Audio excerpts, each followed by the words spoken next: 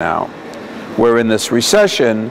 Europe, we have to tighten our belt. Europe is doing very poorly in industrial products, but we make a lot of silicon carbide seals for fluid handling pumps. We make very abrasive resistant materials that we've developed from scratch. We're probably the world's largest manufacturer of boron nitride, which is not only used in metallurgy, but we actually sell it, believe it or not, for cosmetics. One of our biggest accounts is a very large cosmetic producer where instead of using talc as a nice smooth white powder as a base, they use our boron nitride, which is much better. It's nice and clean and white, but most of all, it's very slippery. So if you look on the back of packages, not that you need anything for wrinkle creams, but you'll see that they have to list the ingredients, just like a food product. It'll say boron nitride. So we see that as a base of what we're doing now, and then in addition, we're working on some things that are the most exciting for the future, and who knows? We've developed a ceramic to replace carbon electrodes in the smelting of aluminum. That's a big deal, even in these difficult times. If you want to have a lightweight vehicle, aluminum is pretty good. And the problem with smelting aluminum is they're still doing it the way they did it in 1888 when the technique was developed by a gentleman by the name of Mr. Hall in America and almost simultaneously Mr. Hérault in France. It's called the Hall-Hérault cell. And yes, they've made improvements on it, but I think that we may have a real breakaway. Well, right now for Ceradyne, it's low millions, but it's the only business, except for maybe vehicle armor, which we haven't discussed, that really is $1 billion opportunity. There's 37,000 of these smelters on the planet Earth. They produce more carbon dioxide than they do aluminum. And we may have the answer to some of that. Cathode is the reason eventually the cell fails. And it's made out of fairly conventional carbon, graphite pitch, the way maybe Mr. Hall would have done it 100 years ago. But if you use, we do have a electrically conductive ceramic. It seems to do the trick. So, people, I always say Ceradyne is an advanced technical ceramic company. And quickly I'm corrected by the investment community. Ceradyne is public. It's on NASDAQ, CRDN, the symbol. And they'll say, oh, no, you're a defense company. I said, well, that's because we're doing all the armor. But, next year they may call us a solar company, and in 5 years maybe they'll call us an aluminum company. It's weak right now because of the recession, and there's an overabundance of suppliers. Now, that doesn't bother us because we don't really sell the end product, we sell a product. I think that the market is unlimited. We're only involved in polysilicon, which is about 65% of the market. I expect that market as a percentage probably will stay in that range, maybe a little lower. But I also expect the total market to grow at 35% a year, as long as I'm around to talk in front of a camera like this.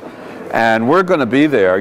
There's a recent research report that refers to Ceradyne and says that the market in 2013 will be $1.1 billion for crucibles. Now, if that's so, or even close, you're going to have an interview with me someday and call me a solar company. We have a new factory outside of Detroit, which turned out to be a pretty good move because we're getting terrific people, I mean, that's not exactly a good place to be working right now, that area.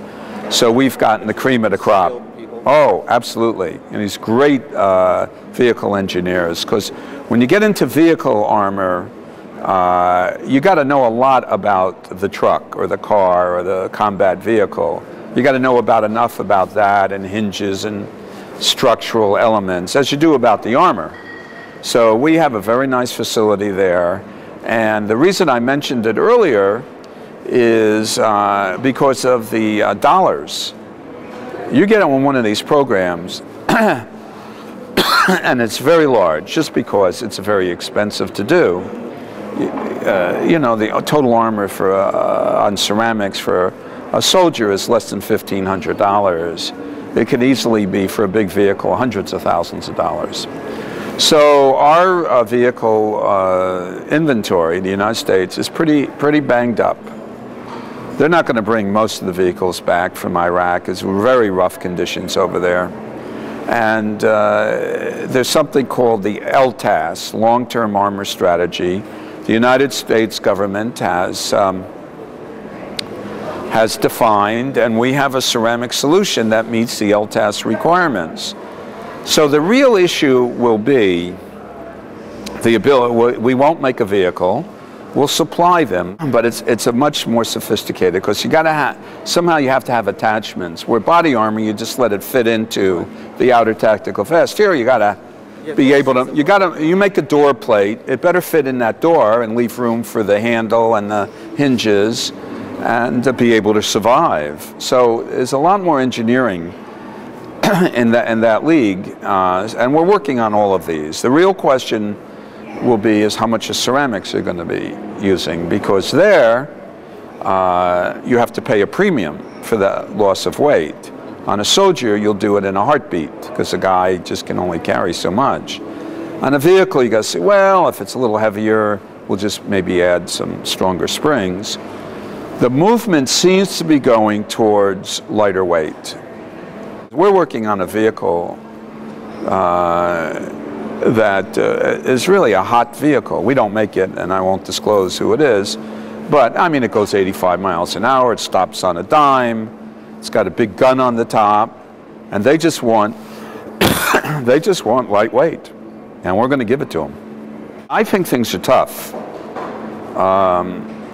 You know, I think that the recent good times in the stock market are because of sort of a general feeling that the government stimulus package and other items, global, I mean, I support all of that, has really stopped the bleeding among these giant capital markets. And so the world isn't going to fall apart. On the other hand, the nuts and bolts of running down inventories, buying new products, starting to think a little more forward, I think you got a year before you're going to see a return to any kind of growth. I think it's going to be, excuse me, a little on the slow side. We're planning that way. Ceradyne is a very conservative company. As I mentioned to you off camera, we have maybe the strongest balance sheet that I know of for a company our size. And I like that feeling. It makes me feel pretty good.